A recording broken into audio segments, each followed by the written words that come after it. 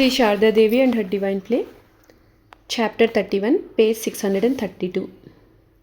Sarala, later Bharati Prana, described the mother's fear of surgery. If anyone had any cut or wound, the mother would apply a coating of clay from Mother Simhavahini's temple. Once, Yoginma had an abscess and the mother applied that clay to it. After some days, when she heard that the wound needed surgery, she was concerned. She exclaimed, "Oh Yogin, I hear the doctor is going to cut your abscess. What will happen? It is strange that Simhavahini's clay did not cure it. My lord, what will happen? Is surgery necessary?" It was unbearable for the mother to see other people in pain. During Yoginma's operation, the mother went to the shrine and began to repeat her mantra. When the surgery was over, I gave the news to the mother and she was relieved. She asked, "Is it done? Is Yogin well? Did she suffer from pain?" Then she went to Yoginma, caressed her head and inquired, "Is it too painful, my dear? How are you now?" The mother was very angry when the Bankura police arrested a young woman named Sindhubala who was pregnant, considering her to be a political suspect. On another occasion, Holy Mother lost her temper when she saw from the balcony of Udbodhan that a man was beating and kicking his wife in the slum area. Jewelry and fancy clothes may enhance a young woman's beauty temporarily, but modesty and purity keep her beauty alive forever. Holy Mother was the embodiment of modesty. According to the custom for conservative Hindu and Muslim Indian women at the time, she wore a veil over her face in front of most male disciples and visitors. Even the master's disciples, Swami Ishanananda recalled. Sometime in the spring of 1919, the mother was at Jairambati. One noon, Radhu, Maku and Nalini were talking boisterously and acting shamelessly. The mother said to her nieces, "What are you doing? Don't you have any sense of decency and respect? Women should not behave immodestly. They need to be careful in their bearing and maintain self-respect.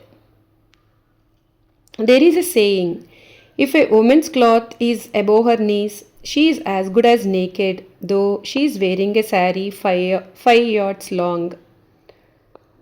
Women must maintain their modesty and dignity."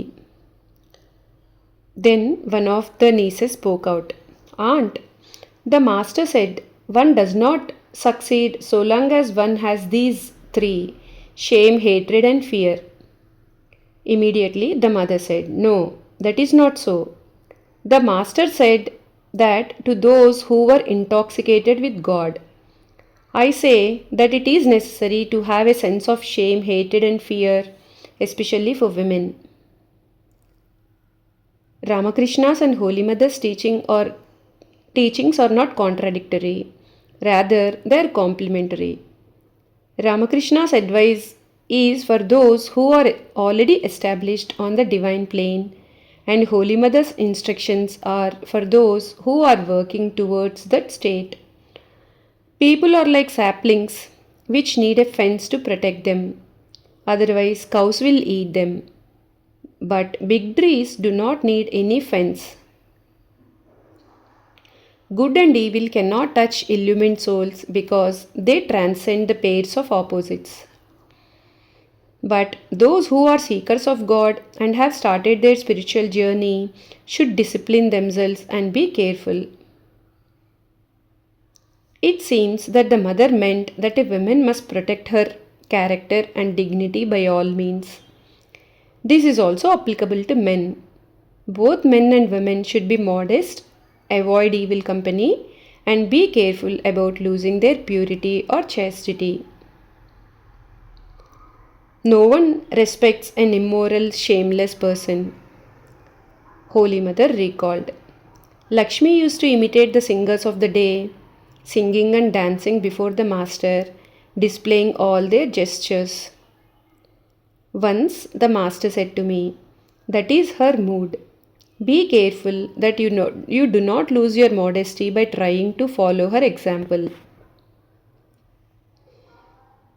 In the Ramayana, when Ravana kidnapped Sita and tried to tempt her, she said, "You are a sinner. I hate you.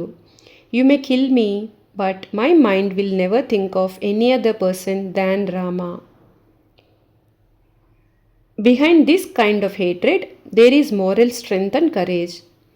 Similarly, in the Mahabharata, the unrighteous Dushasana tried to humiliate Draupadi by forcefully taking off her sari in the court of the Kauravas.